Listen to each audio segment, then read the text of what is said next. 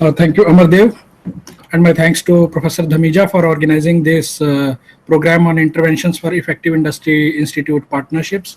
I think this is very relevant. And today I'm going to talk about creation of knowledge networks between educational institutes and industries. I hope that many of you coming from industry background and are working with the institutions already have been trying on their own level in some way or the other to facilitate this interface between industries and institutes. But there are certain subtle parts of this relationship which I would like to emphasize. So this afternoon, I would first talk about a kind of a brief background of why such a relationship between industry and institute is important. Going back into the post-war societal evolution, the way the society is moving forward, or the way the economic development has changed the societal landscape, I would just highlight a few major transformations which we have seen, and then I'll talk about briefly about a global perspective, that how the different countries across the globe are trying to build their innovation and technological capabilities, harnessing the strength of this relationship between academia and industry, and are located in different phases of their development. Understanding this type of perspective is useful because we all have been, as I said in the beginning, have been trying to strengthen this relationship between industry and institute on our own. But this network, when we talk about it in terms of knowledge networks, is more than the physical infrastructure. So that means there are more to processes, and there is a human aspect attached to it. There are knowledge management aspects attached to it which need to be understood. So then I will move on to talk about knowledge networks from the perspective of knowledge management, and will also discuss with you slight different but very effective approach in the form of communities of practice with you.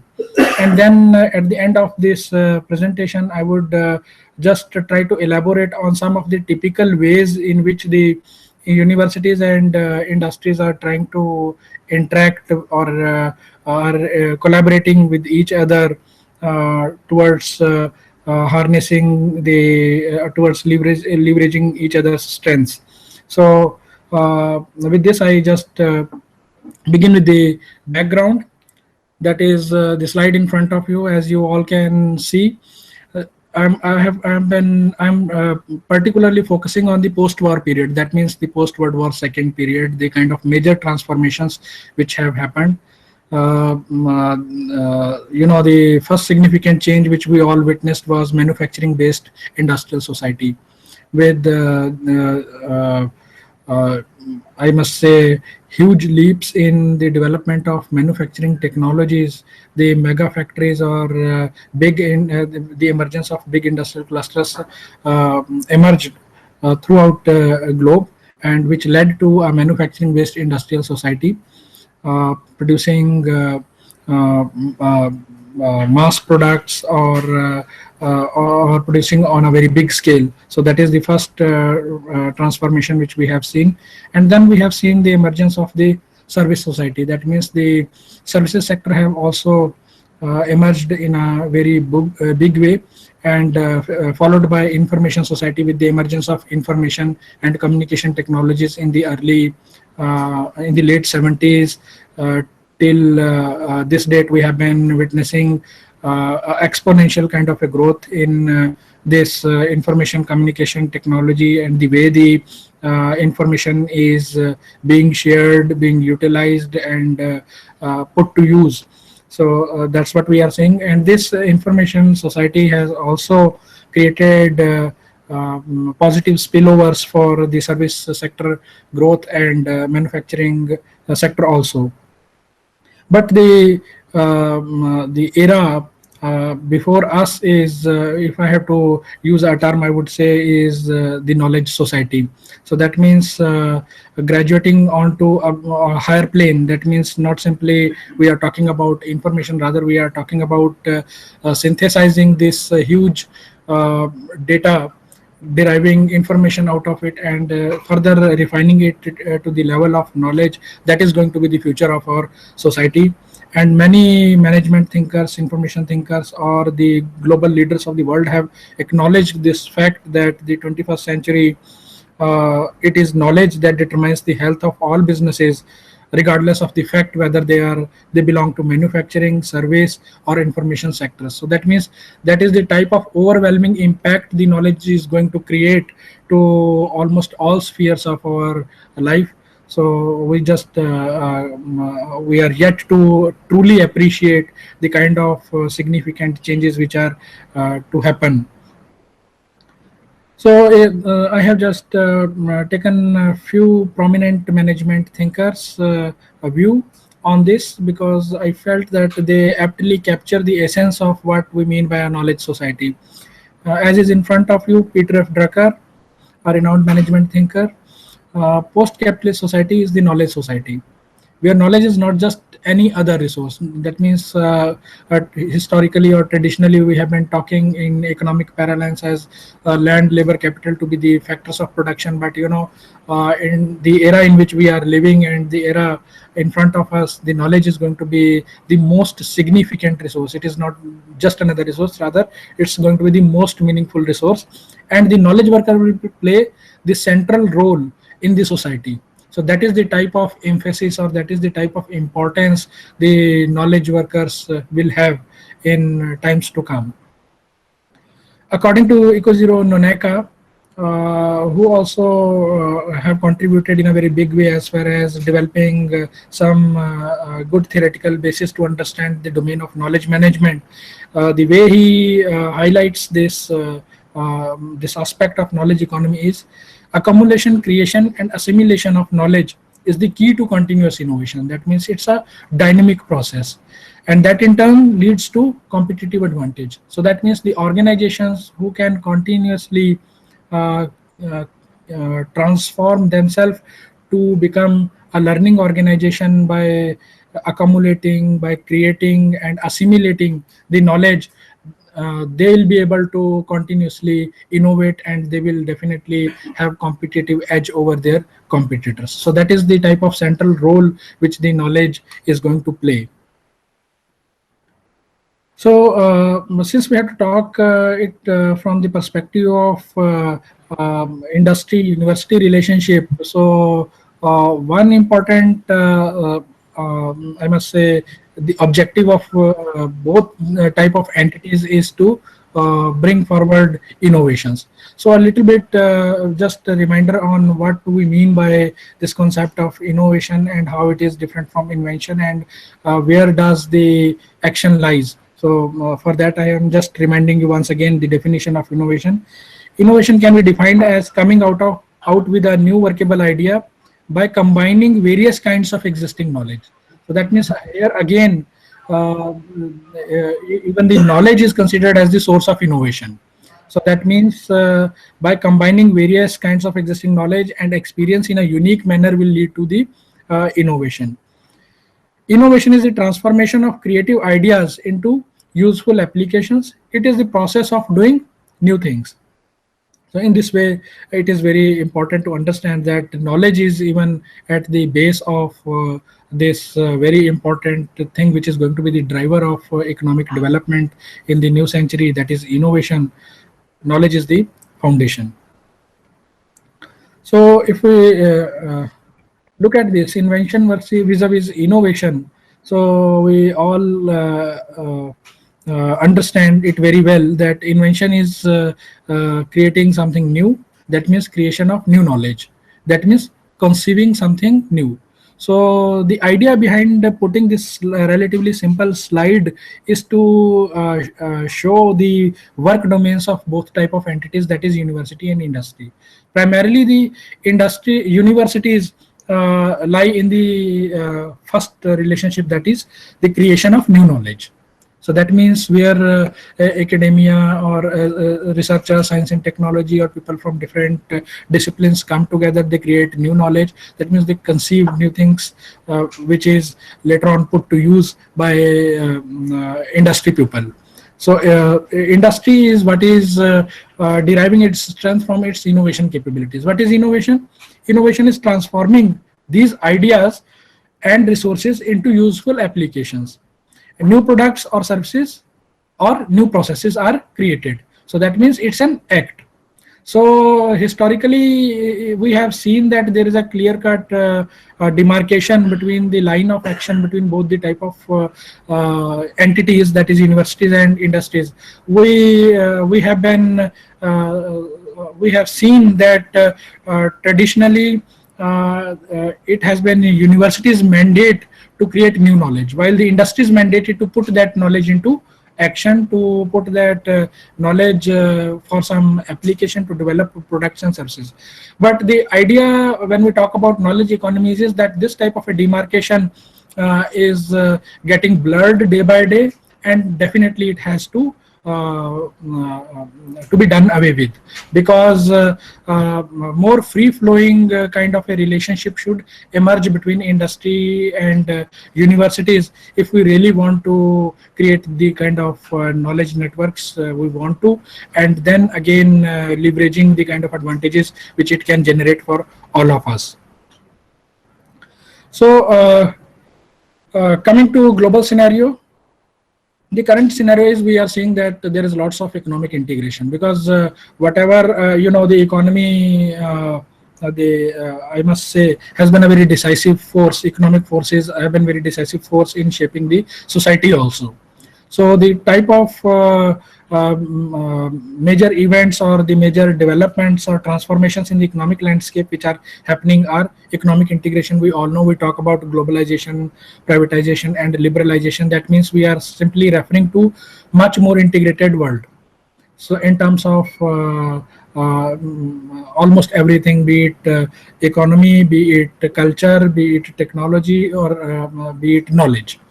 So economic integration is increasing, particularly post WTO, World Trade Organization, because we all know the mandate of World Trade Organization is to facilitate the multilateral trade among nations, and with the trade, knowledge also flows. Then global competition is also becoming tougher every day. So this economic landscape is very dynamic. Every day new economic entities are getting say born, and old entities are dying away. So these new entities which are coming up are making the economic landscape very competitive. So that type of a competitive pressure is there on industries in which it has to innovate, in which it has to innovate for their survival, for their growth. So that type of a competition is a reality. Increased interdependence amongst nations. We also know that the closed economy models are not the models of growth for today or for tomorrow. Rather, the way this economic integration is happening, it is also leading to increased interdependence among nations. Not only in terms of trade, but also in terms of knowledge flows. So which we'll talk about later part of the presentation also. Then technological and innovation capabilities which these different nations have, they are far from being uniformly distributed across firms, regions and nations. So the central argument over here is like we talk about the world is becoming more and more globalized. There is growing interdependency among nations also, but at the same time the ground reality is that these nations have different levels of technological and innovation capabilities. So if I could use the word north-south divide, so if whereby we divide the globe into two hemispheres, northern hemisphere and southern hemisphere, we see all the developed countries are there in northern hemisphere, and majority of developing and underdeveloped countries are there in the southern hemisphere. So this technological or innovation capabilities historically have been located in south. So these technologies or this knowledge has been flowing from north to south. So that type of a divide is there. That type of a capability divide is also there. And moreover, when we talk about capabilities at more micro level, that means at the level of firms, then we also see multinational companies originating from developed countries have huge capability, financial capability in terms of the kind of technology they use, the kind of innovative capability, that means they continuously can develop new and new products, so that is there. But the companies, even the strongest companies from developing countries, might not be even a closer match to the multinational companies capabilities, so that type of a divide already exists. So before we make a case for why there is a need for more stronger building a more stronger knowledge networks, especially in developing countries, let's analyze for some time that what are the major challenges these economies face. And for that we are going to make use of two indicators, which is for measuring technological capabilities, that is global competitiveness index and technology achievement index. So what we see over here is the major challenge that economies face range from contriving suitable policy measures to develop conducive market environment for accelerating the development of new technology, absorption of existing technology for development, and to graduating onto the next level of technological and growth trajectories. So that means the major challenge in developing economies is to create that type of a suitable policy environment whereby this technology development process, technology absorption process, and leveraging these technological capabilities to achieve new growth trajectories is facilitated. So that means the policy has to be such that it facilitates not only the absorption but also the technology development capabilities of the nation also. And for that we need to critically access the nation or economy on technology innovation capabilities. So that means we really want to understand what are the factors which are play a decisive role in determining the technological or innovation capabilities of the nations. So to begin with, let's define come up with a workable definition for what do we mean by technological capabilities. So according to Kim, we have used his definition in order to for our purpose.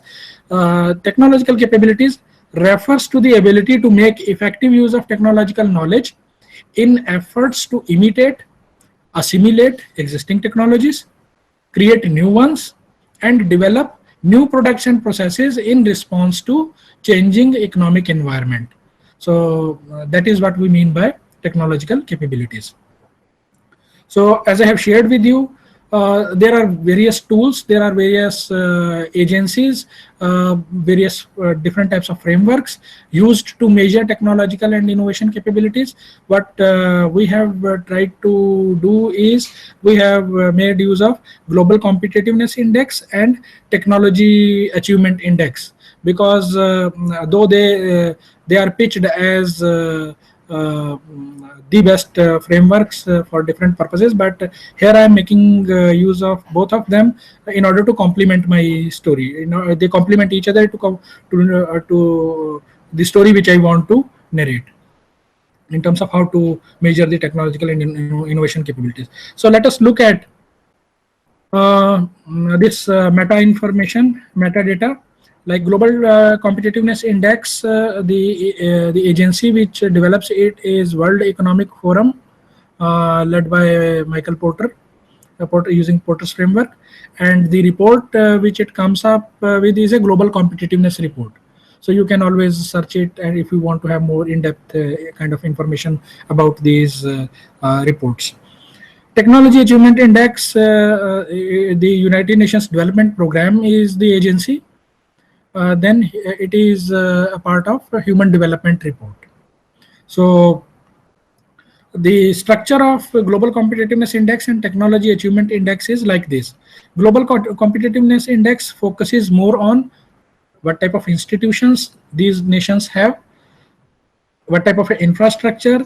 It measures macroeconomic environment also.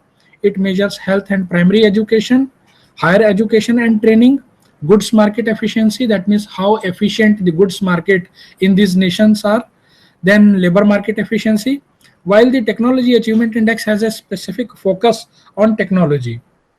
So it focuses on technology creation. That means number of patent. So the proxy is taken as number of patents granted to residents per capita is an indicator for technology creation. Second, receipts of royalties and license fee from abroad per capita is again another indicator for technology creation. Global Competitiveness Index also talks about technology readiness. So technology readiness means technology adoption. That means availability of latest technologies in these economies. Firm level technology adoption, how efficient or how effectively this technology adoption have been there in the firms across different industries. And then thirdly, foreign direct investment and technology transfer. So we look into the magnitude and intensity of foreign direct investment, what type of foreign direct investment is coming to developing economies or in different economies, and that become an indicator for technology readiness. Because with capital, technology also flows, and with the technology, with the import of machinery and equipment, know-how also comes. So then another indicator is ICT use, information communication technology use in these nations. Number of internet users, broadband internet subscriptions, fixed telephone lines, mobile telephone subscriptions, because they are a powerful enablers. Then market size and business sophistication. While in technology achievement index, the diffusion of recent innovations is also measured. So how do we measure diffusion of recent innovations? That is number of internet hosts per capita, share of high and medium technology exports in total goods exports. So that means how technology intensive our exports are. So of course, intuitively we can see if the technology imports are more intensive, then that country has high level of technology diffusion of recent innovations. One more aspect of global competitiveness index is innovation. That is, it measures the capacity of innovation, quality of scientific research institutions, company spending on R&D, that means the corporate spending on research and development activities, university industry collaboration in research and development. What is the magnitude and intensity of such collaboration for research and development among university and industry. Then government procurement of advanced technological products. As I have said, that if the government's policies are promoting the procurement of advanced technological products, the know-how is also is transferred. Availability of scientists and engineers. That means the people graduating from higher education, S&T institutions, etc. Then utility patents, number of utility patents filed. Then intellectual property protection regime. What type of intellectual property protection regime is there in an economy or in a nation?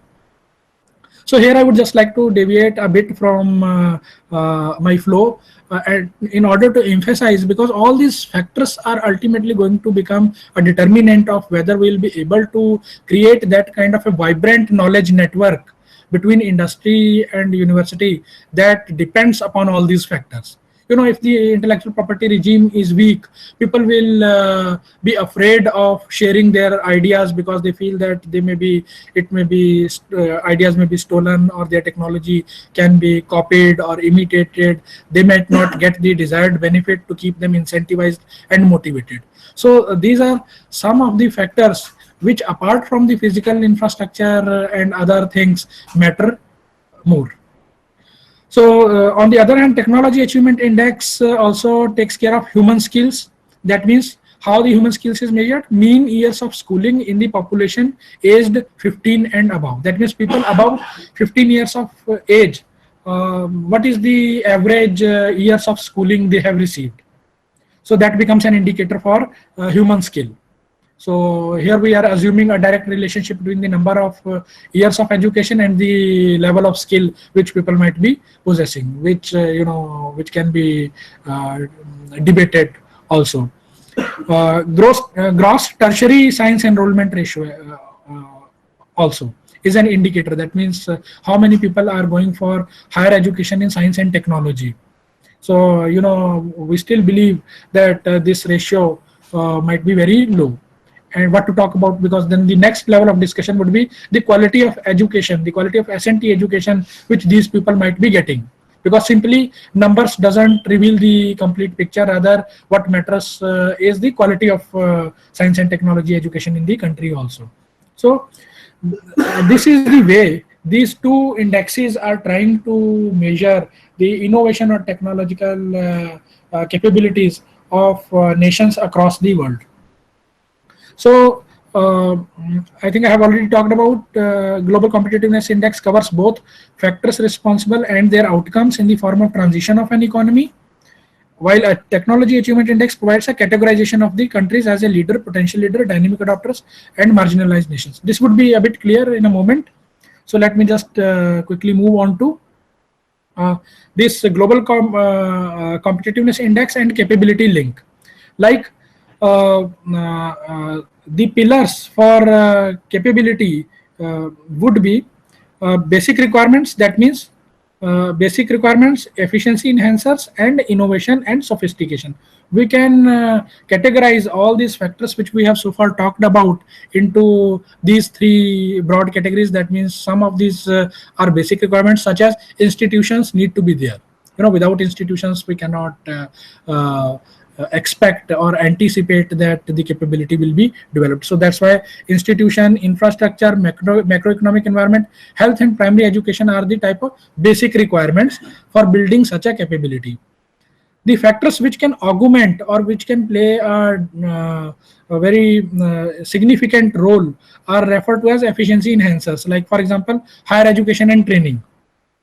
Goods market efficiency. If the markets are efficient, the trade would be facilitated. Lots of import and export would happen with the flow of goods. The technology will also be shared, the know-how will also be shared. So thus the capability will move on to the next level. So that is the type of logic behind putting this type of parameter or measuring this type of parameter. Similarly, labor market efficiency, how freely the labor can move, or whether they are properly rewarded or not, what type of work conditions and other, in order to enhance or to derive the maximum productivity from them are concerned. Financial market development is very important, because the finances, through finances, this growth, economic growth story is written. That means what I am saying, that if the financial markets are efficient, then the trade would also be facilitated, conducting economic activity would become easy, expansion, growth, requirements in terms of finance can be easily met. So that thus it would help, thus it will enhance the efficiency. And thirdly, the technological readiness, how technologically ready the economy is, that is also a efficiency enhancer. In a moment we would be just looking at some countries around the world, and we will find that where do they stand in terms of transition, or in terms of their locus, what type of economy they are. There it would become more clear that a few countries will find, see, they are more technologically ready than others. And then we can maybe intuitively talk about where do we as a nation, we as a country, India, we stand in terms of our technological readiness. Then market size is also a efficiency enhancer. Then innovation and sophistication, that means business sophistication, how easy or difficult it is to conduct business, or the rules of the games are fair enough for everyone, or it is tilted in the favor of big companies, or powerful players or small players can also conduct business profitably, competition, etc. And then innovation. So that innovation also in a way hints towards the competition, because in the competitive economy, the key to survival is innovation, as we have talked in the beginning. So let's now make use of these parameters and this piece of information which I have just shared with you, in order to understand the capability progression path, phases, and characteristics. Like in Global Competitiveness Index report, in Global Competitiveness Report 2011-12, this report has tried to map 142 countries of the world using this framework. And what has emerged is like this. there are three stages of development in terms of capability. So first stage is factor driven economies. So factor driven economies, that means the physical, the economies which are growing just on the basis of the kind of factor endowment or the natural resources or other things, primary economic activities. So factor driven economies, out of these 142 countries which the global competitiveness report maps, 37, that means 26% lies in factor driven. Some indicative list of countries is like Congo and Cambodia, which we all know there is no major industry, so primarily dependent upon agricultural, mining and other natural resources kind of thing. Then the second stage is efficiency driven, in which 28 countries like South Africa, Thailand, China, Brazil, Zimbabwe, India are there. So they are yet to become innovation driven economies. At the best, we can say on the basis of this report that they are efficiency driven economies. Third stage is innovation driven, in which we see all the developed countries are there. And in between these three stages, there are transition stages also. So that means many countries like Pakistan, Senegal, Ghana, Kenya, etc. are in the transition phase from being factor driven economy to efficiency driven economy. And similarly, Spain, Hungary, Hong Kong, Malaysia, Mexico, Argentina are transitioning from efficiency driven economy to innovation driven economy. So that is the uh, type of global scenario which is there. So what do we mean by factor driven economy? Factor driven economy, the key characteristics of such economies are: large parts of the population have not benefited from diffusion of old technologies. So what we are trying to say, despite the industrialization history of more than 2 centuries, still these countries have not been able to even make use of make use of old technologies optimally. For example, agricultural technologies, basic agricultural technologies, and then electricity, etc. They are there. Key requirements. What is key requirement in these economies is enabling institutions, infrastructure, and conducive macroeconomic environment.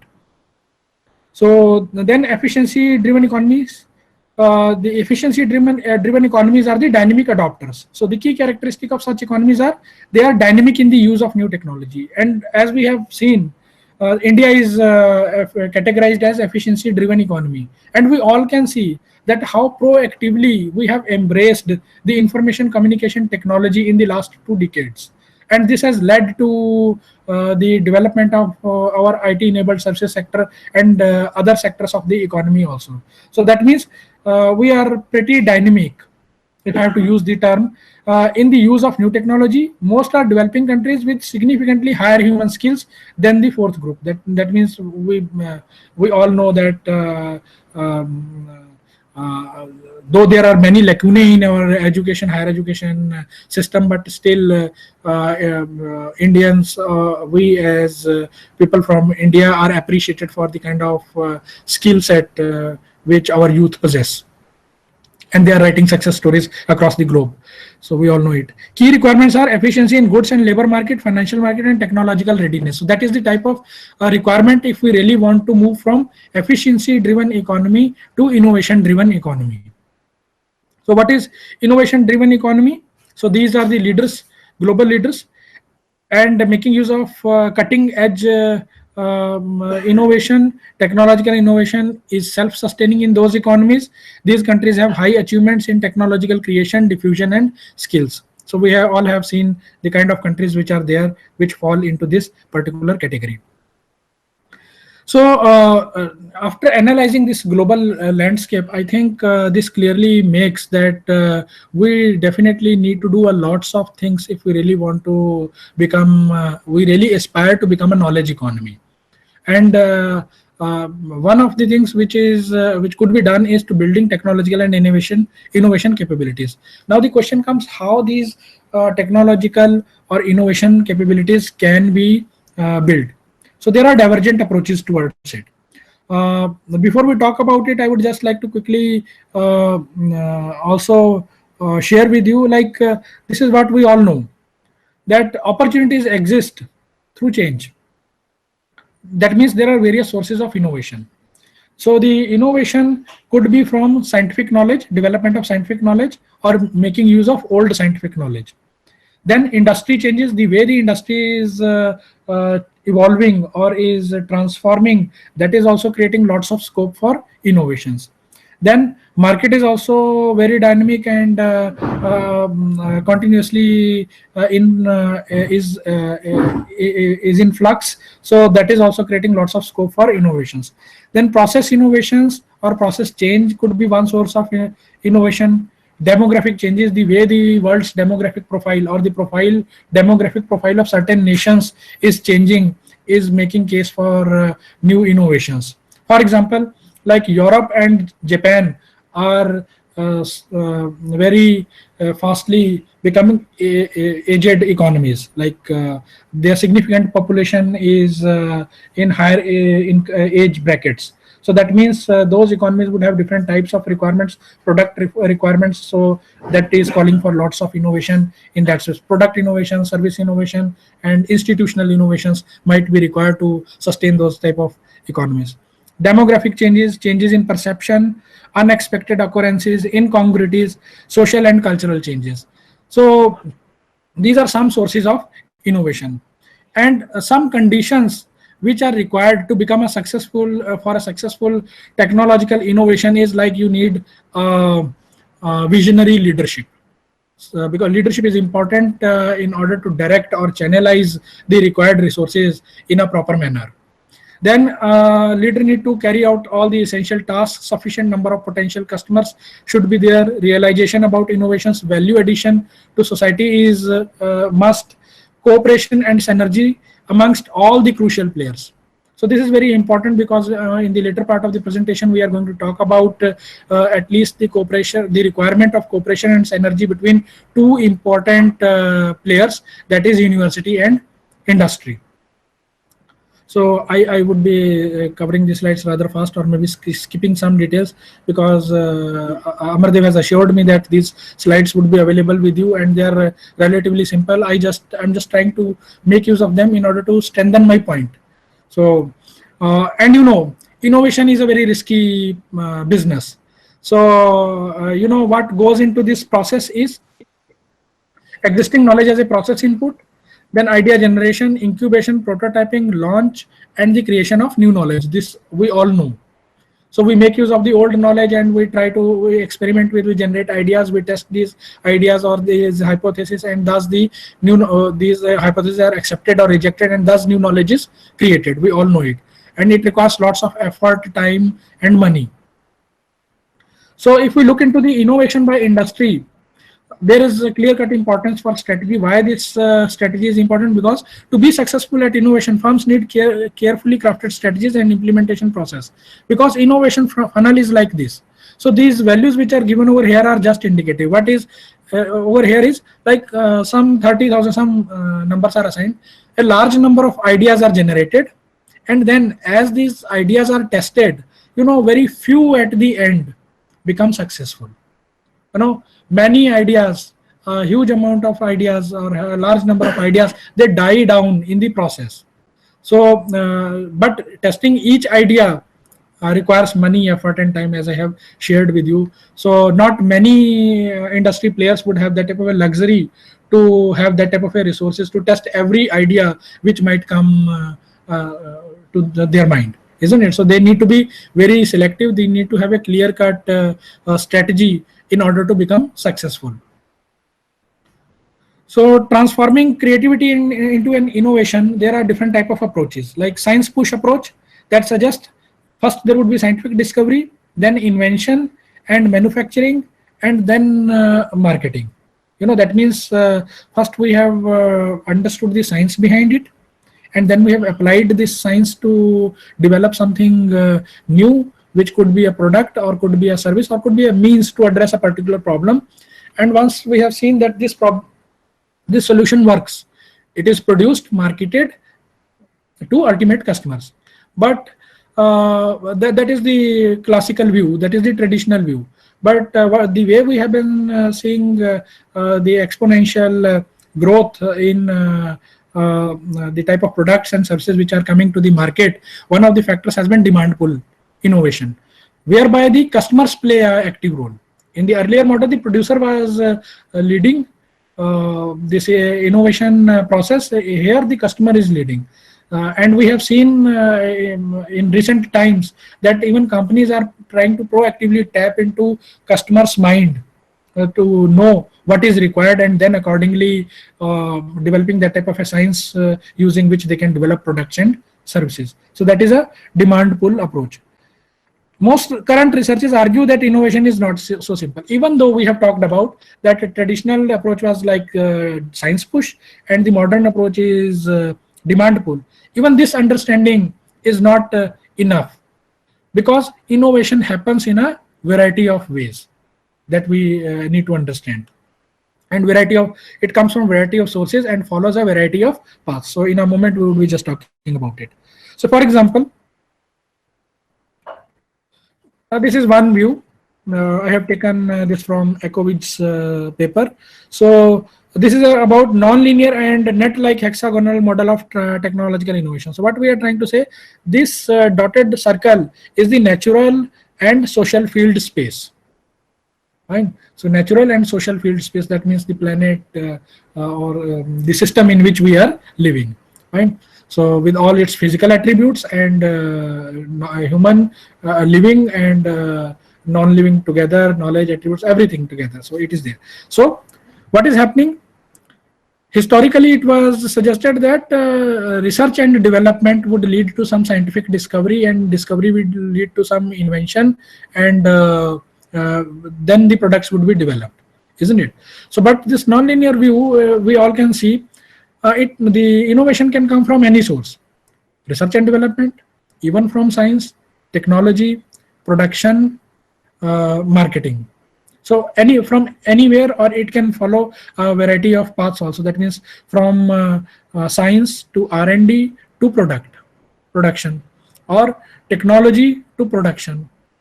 And similarly, R&D to research and development, new developed product and markets. So like a variety of sources and variety of paths, that is a possibility. So if we just look into the kind of linkages.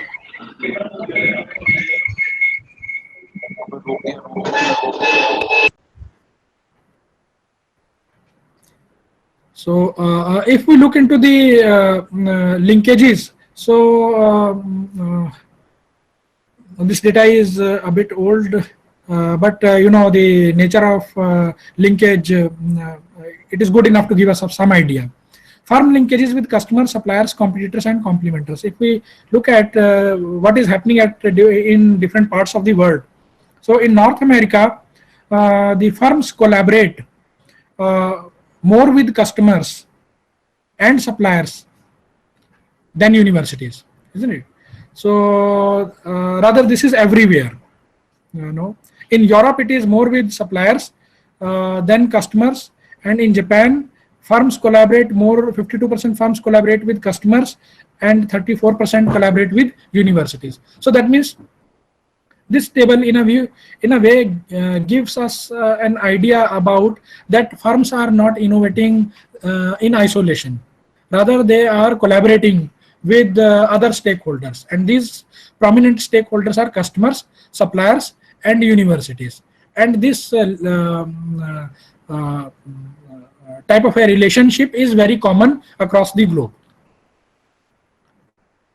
So building technological and innovation capabilities, basically there are three. If we just get a bit down into the innovation literature, we find that basically there are three types of approaches which are argued. One is national innovation systems approach, second is triple helix, and the third one is industrial clusters and R&D networks. How it works. So let's focus on national innovation systems. So what do we understand by national innovation systems? I have taken a definition from Patel and Pavit. The national institutions, their incentive structures, competencies that determine the rate and direction of technological learning, or the volume and composition of change generating activities in a country, is referred to as a national innovation systems. So that means all the stakeholders within a state national boundary together become entities of the national innovation system. So not only their presence but the type of relationship which they share is also an important attribute or the characteristics or a factor for the effectiveness of a national innovation system. So to give you an idea, like here, government research and development, universities, private non-profit organizations. As you can see in environment and healthcare, there are lot many private and non-profit organizations which are also doing research and development. So they are also part of national innovation system. Individuals, firms together, they together become share this innovation space in the national innovation system. So what type of knowledge flows happen in national innovation system, and what are the different type of methods? So from here, now I have started focusing more on the knowledge flows, methods, and then we talk about the creation of knowledge networks. So interactions among enterprises, how the enterprises among themselves are interacting with. Basically, we see joint research activities. Companies come together, they pool together their resources. Many a times they create consortia, like in pharmaceutical or healthcare sector, where the problems are really very big and very resource demanding. Not many companies can do it on their own. Rather, they might not have the complete capability, so they need to complement each other. So they create consortia, they come together, they start joint research activities. They and the other way could be the other technical collaborations in order to complement each other's technical capabilities. Interaction among enterprises, universities, and public research institutions, which is our focus. So what is happening in national innovation system as far as linkages between enterprises, that means industry, university, and public research institutes, is again through joint research, co-patenting, that means lots of research and development which is done. The innovators share intellectual property. Co-publications, the research publications which are there, they share publications also, and more informal linkages. Apart from these type of formal linkages or structured relationships, rather many like linkages are informal. Like for example, if I have to occasionally, say for example, I come from a university, and if I feel that there is one particular topic on which I need to provide some contemporary input to my students, I won't mind reaching out to some industry expert and inviting him for delivering a lecture. So though there might not be some formal memorandum of understanding or a agreement between the industry or the university, but still it is there. So similarly, the researchers in the same domain or who are doing some sort of interdisciplinary or transdisciplinary research may be connected with researchers from other institutions or universities through informal methods also. Right? So lots of participation in conferences, workshops, seminars, development programs is like that only, whereby you meet people, you develop networks, and thus you take your work forward. So diffusion of knowledge and technology to enterprises.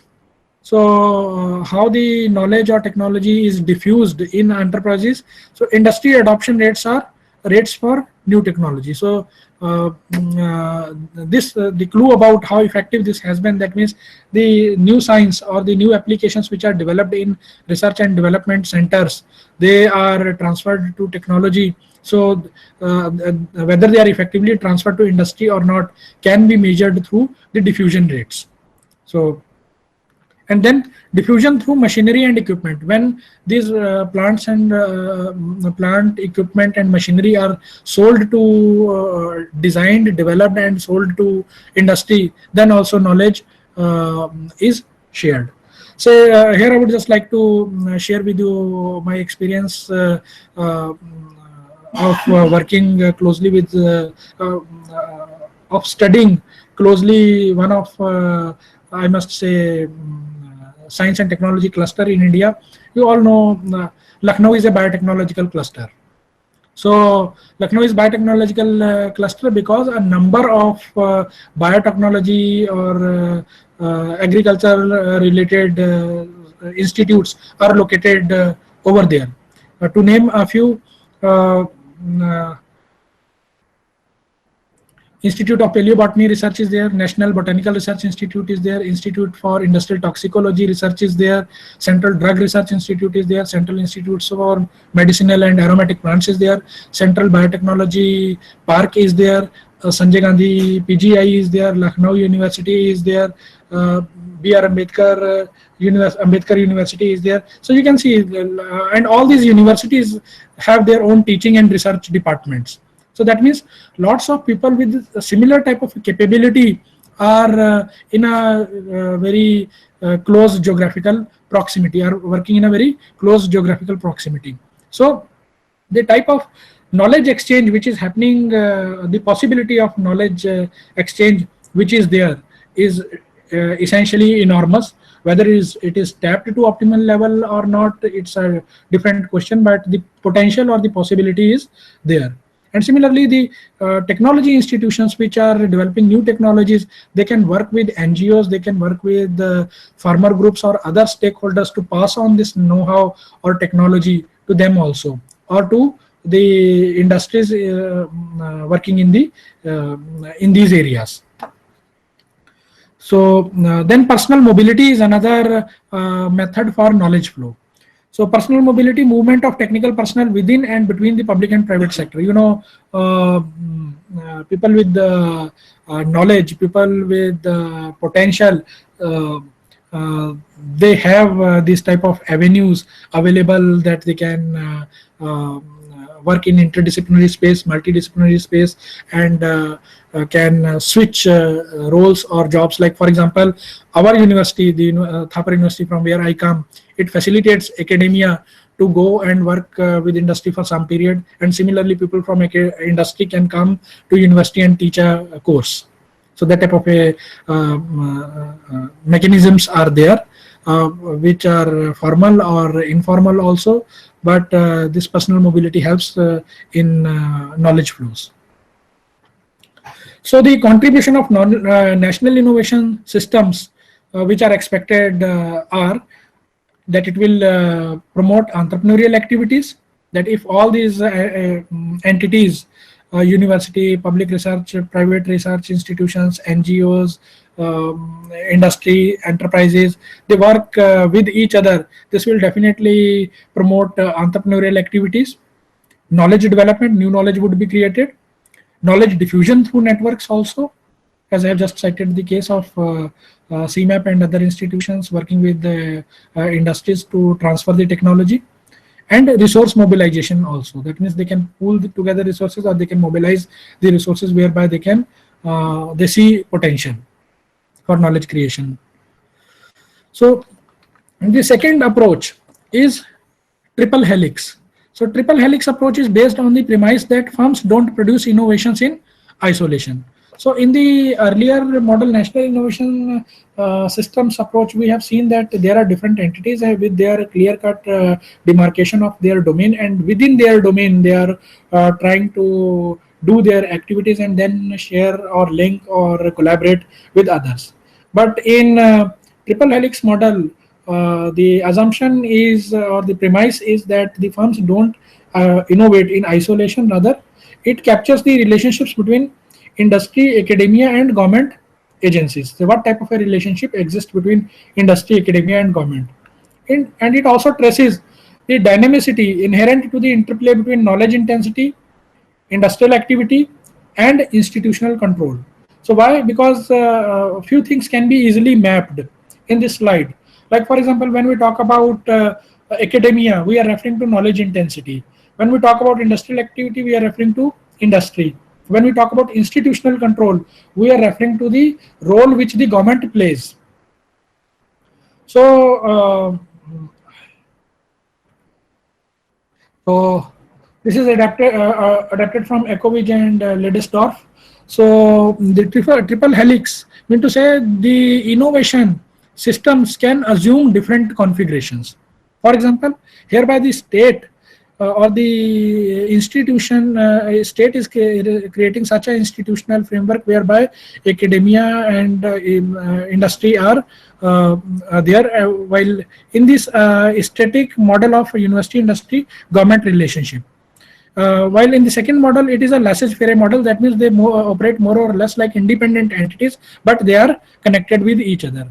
So in the previous model, the state is responsible for establishing or to linking with both academia and industry, whereby both are fairly independent of each other. While the trilateral networks and hybrid organizations, that means state, industry, and academia, they share the innovation space.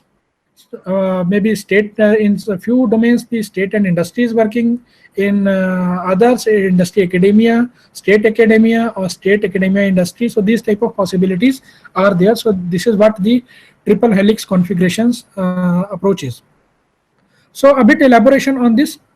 We know all these institutional players in triple helix model, industry, government, and university, they have their core functions.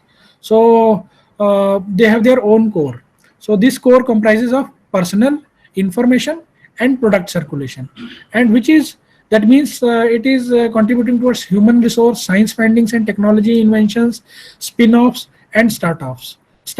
Spin-offs are the companies which are which take shape or which take birth within educational setting, or maybe in a R&D institution, and then they from there they graduate on to become a full-fledged company or a commercial enterprise.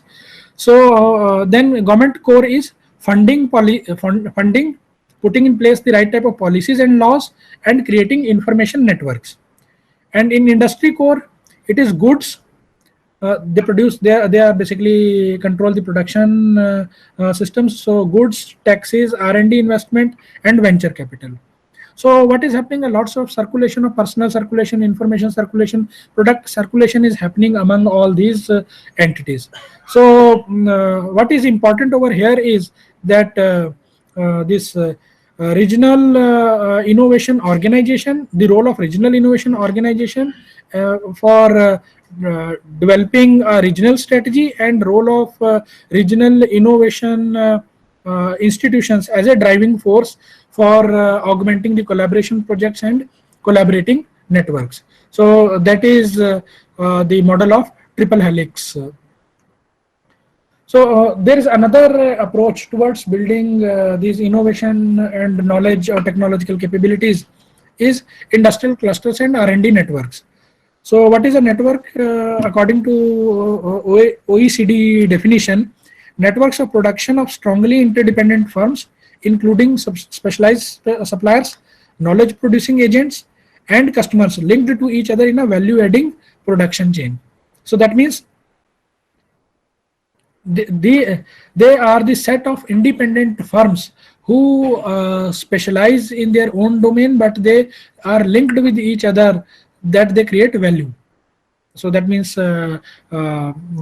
it's a sort of a interdependent firms within a value chain. So that is what industrial cluster or R&D network is.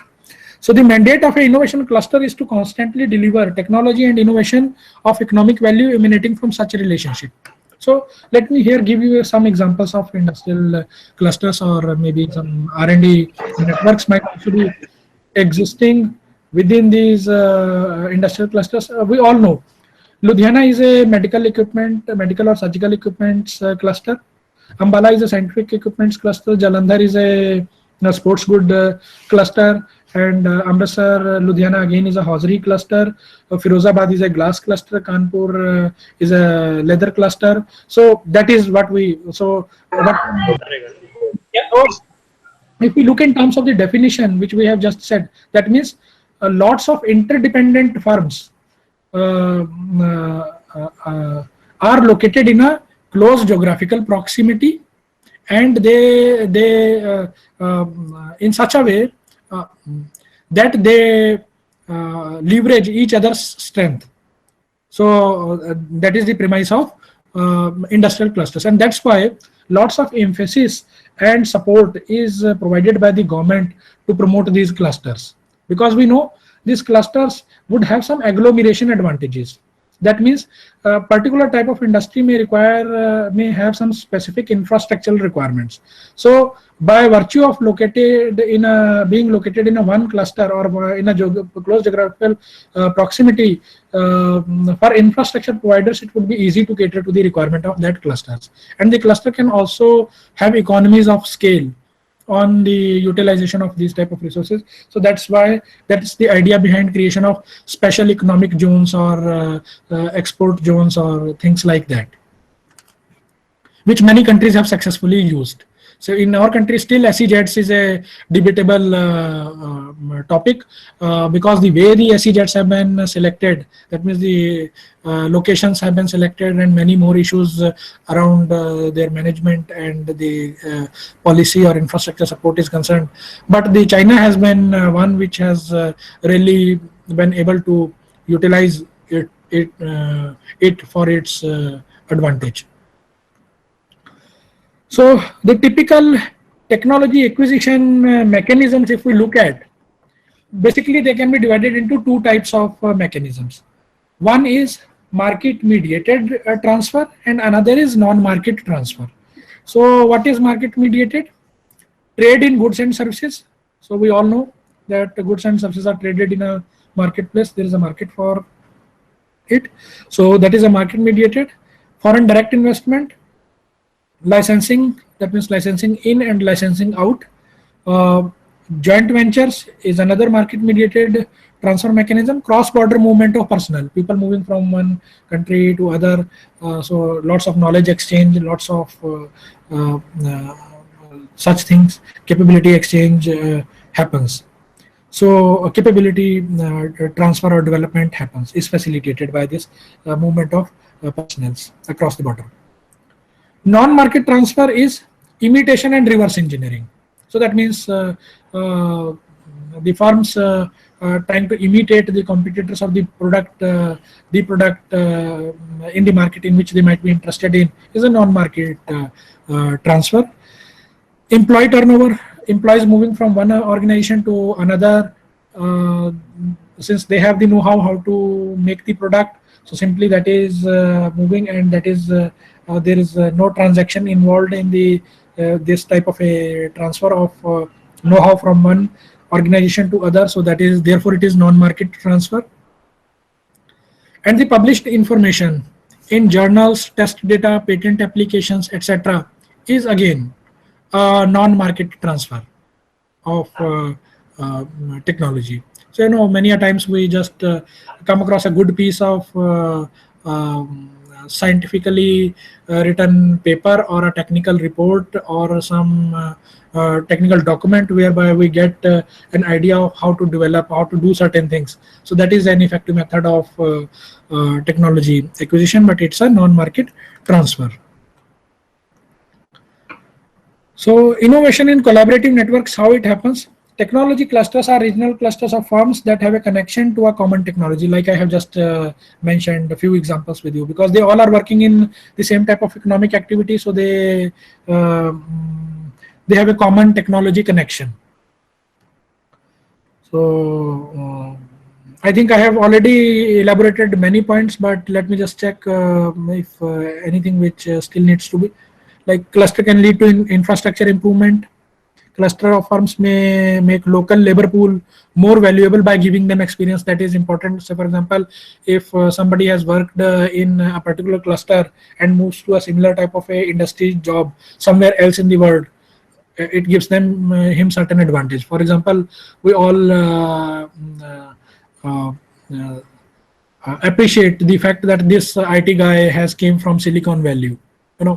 We believe that by virtue of being there in Silicon Valley, there have been many more things which would have learned, or the type of capabilities he would have, and simply they will be transferred to if we are able to hire that person. So industry university partnerships, just let's look at this. Internationally, less than 5% of newly developed technology gets successfully commercialized. That we have also in a way discussed when we talked about the innovation funnel.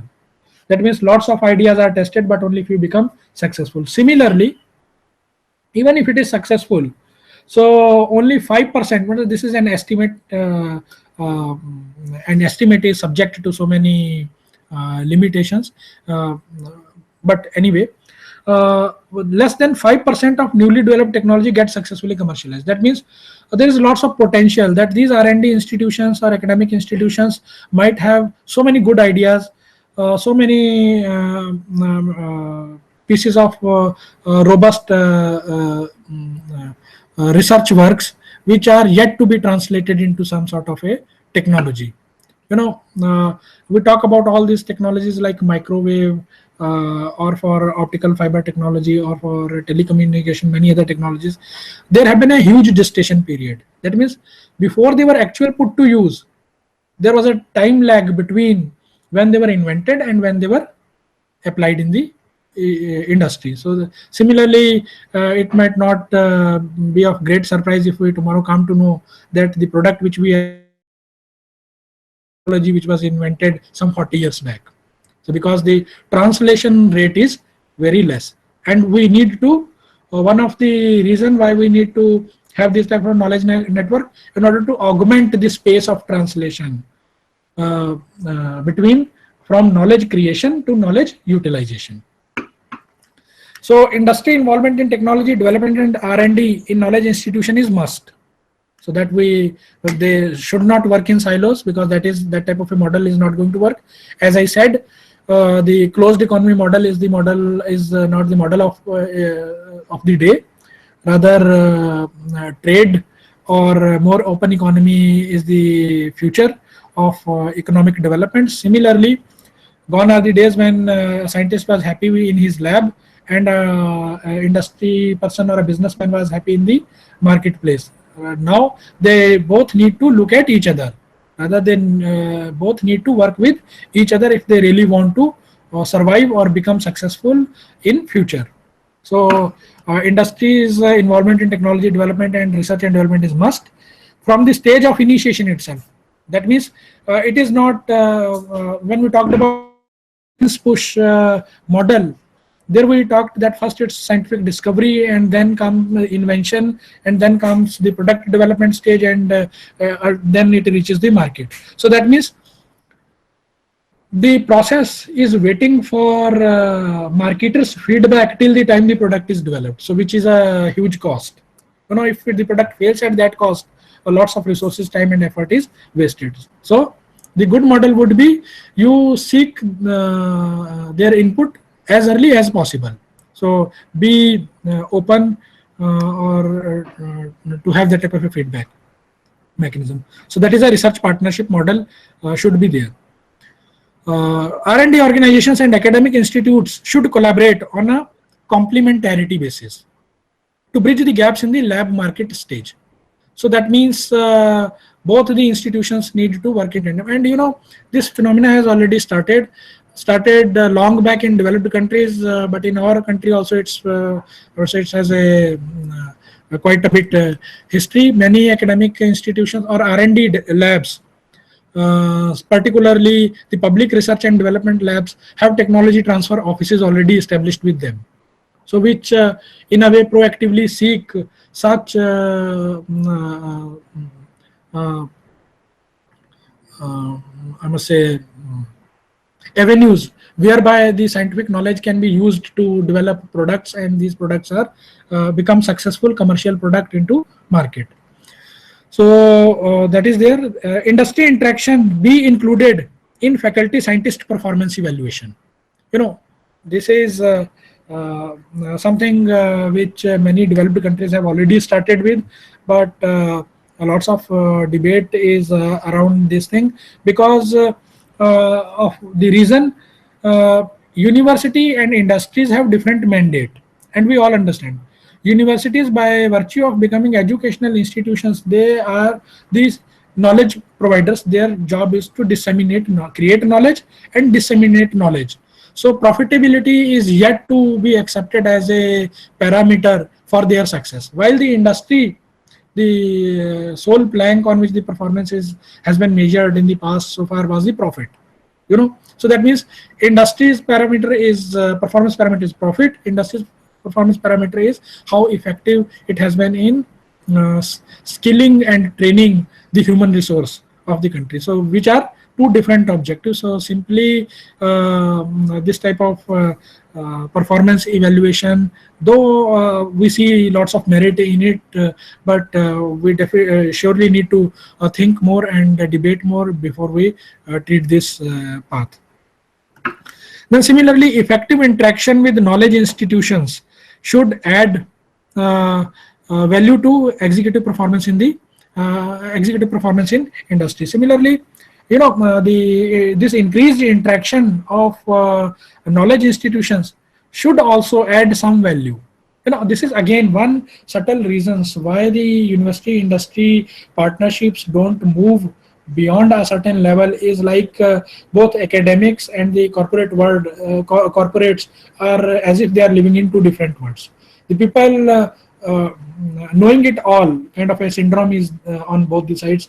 Like we many a times see situations in which academia say that we know all, and on the other hand, corporates coming from practitioners background, they think that what is being taught in universities is just obsolete, it doesn't work, simply works. So how the business works, we know it better. But this type of way working in silos is not good. And one of the parameters of this effectiveness of knowledge network should be that working closely, such as effective, the interaction would be effective only if it adds value to the executive's performance in corporate world. So that means academia contributes in a significant way to a corporate by enhancing its efficiency and effectiveness. Okay, so let's talk about very quickly. I would just try to cover it. How much time do I have? I still have 30 minutes, I think so. No, sir. How much time do I have? Okay, only 10 minutes. Okay. So building innovation capability, three things are very important. Innovation capability depends upon knowledge capability, attitudinal capability, and creative capability. What is knowledge capability? The sum total of knowledge assets of the firm that determine its capacity to absorb and create new knowledge. Fine. Attitudinal capability is a relational asset. So that means an asset composed of emotional or attitudinal state of organization.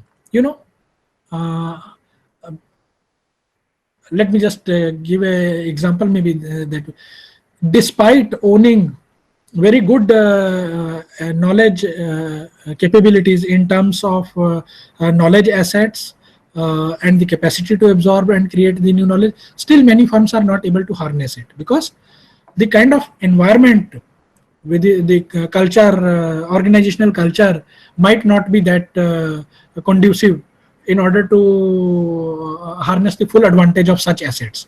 And the organizations differ on these parameters also.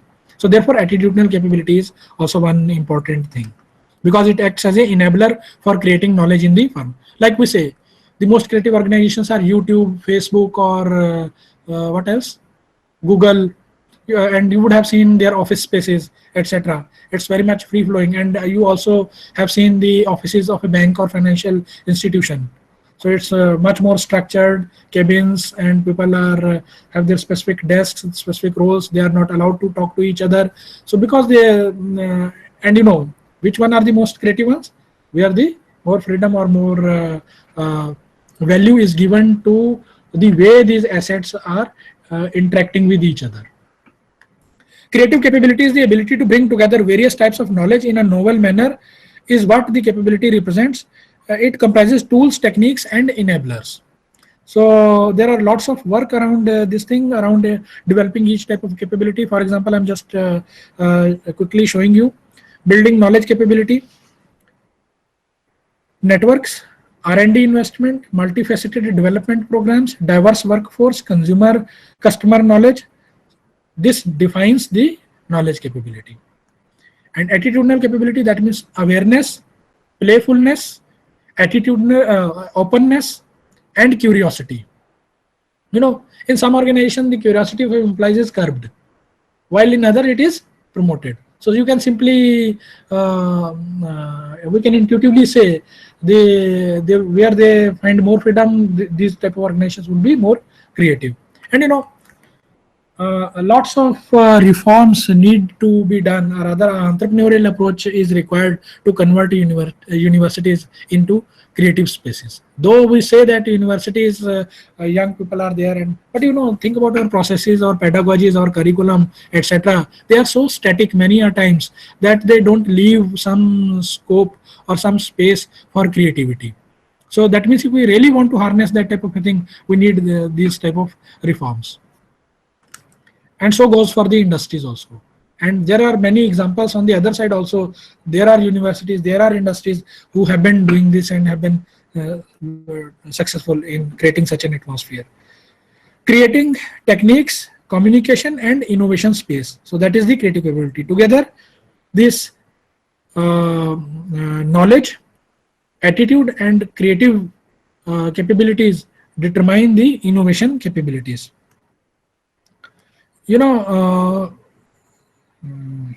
What should I do? Just okay. So we have been talking a lot about knowledge or knowledge networks. We have discussed invention and innovation. Once again, I would just like to draw your attention towards what type of this object or this metaphor or this piece or this entity knowledge is. So knowledge is actionable information. We might be having lots of information with us. So, but knowledge, when we say knowledge is actionable information, that means which can be put to use to. That is knowledge. So it is not simply we have a huge store of things. So that is not knowledge. Knowledge is actionable information which you can make use of. Similarly, knowledge is the key resource for decision making, forecasting, planning, designing, diagnosis, analysis, evaluation, intuitive judgment, etc. So just look at this. For what type of things it is key resource? It's a wide range. Few things are more tangible, others are intangible. Flow of knowledge precipitates innovation. We all know. The most prevalent means to face competition we have already talked about.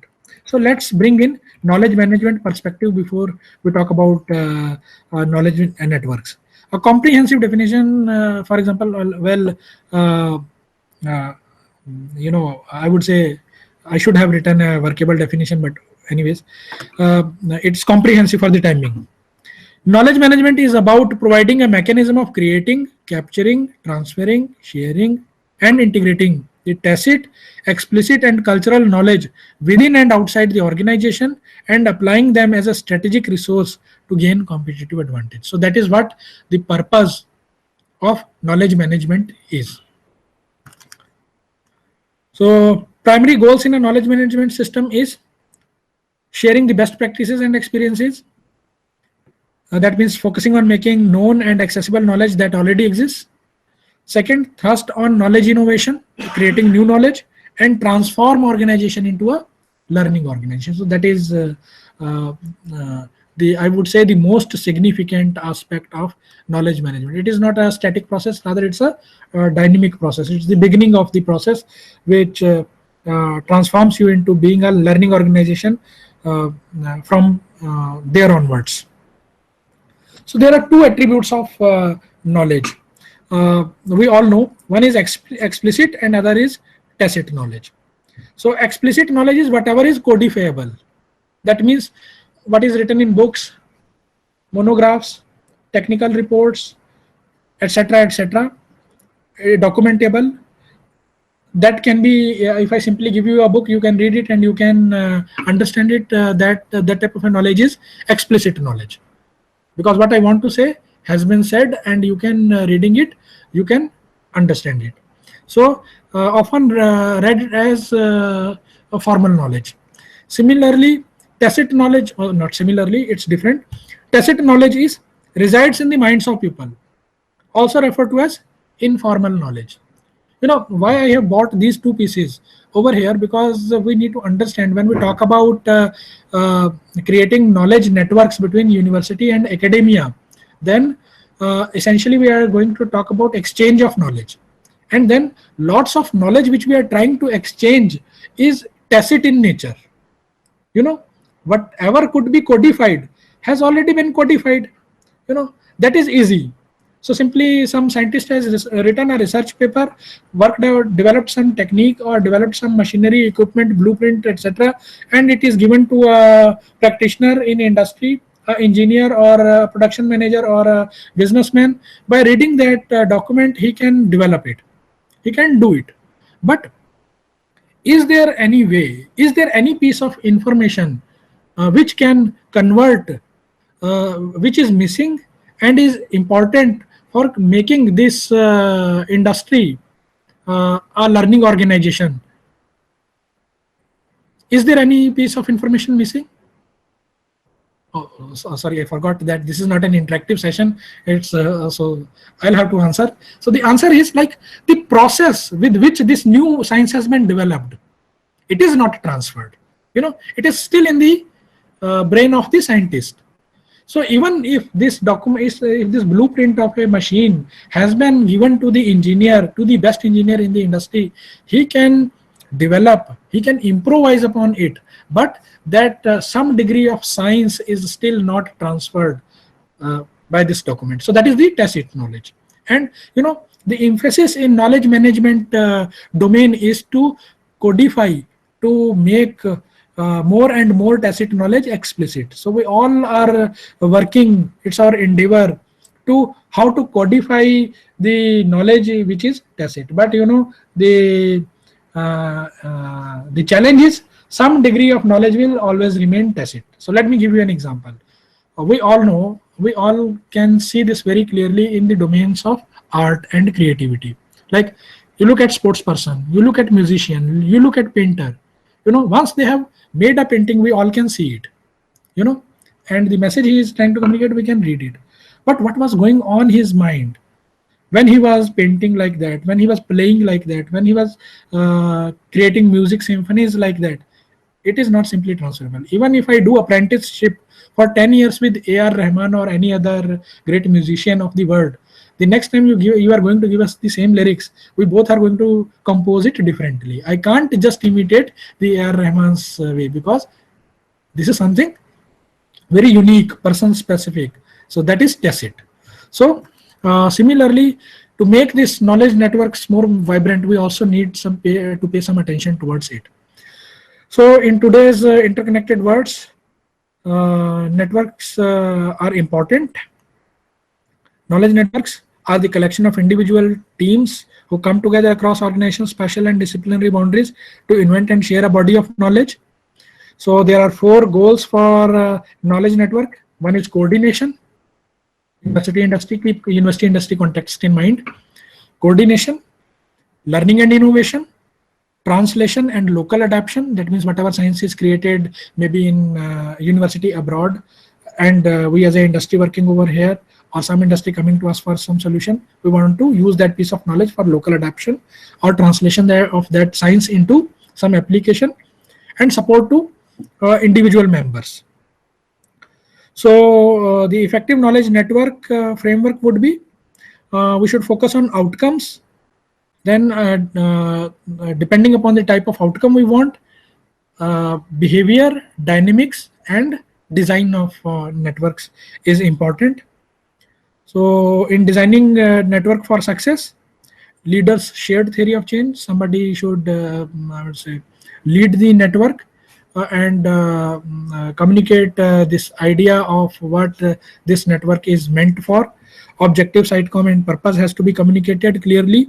Structural, operating model, technical. I'm skipping this stuff because due to paucity of time, and if you have query, you can just connect with me through my email, which is in the last slide, or maybe Amardev can facilitate our interaction on some other platform. I'm not sure. One important thing I would just like to say is the way these university industry knowledge networks are developed and managed most of the time are through formal methods. That means memorandum of understanding, contract, and things like that uh, are high on our mind or high on our priority to initiate such or to manage such a network. But I would say the most powerful one are the informal ways through which these entities should come closer to each other, and how they can come together. Maybe communities of practice is a kind of approach which gives us some idea about how to make these networks vibrant, because ultimately wherever we are working for the same objective. So that means we share some interest. So that means in any way we qualify to be called a community of practice. So in community of practice, both formal and informal methods are there, which are some of them are listed. I wanted to discuss it with you, but anyways, uh, some hints are definitely there.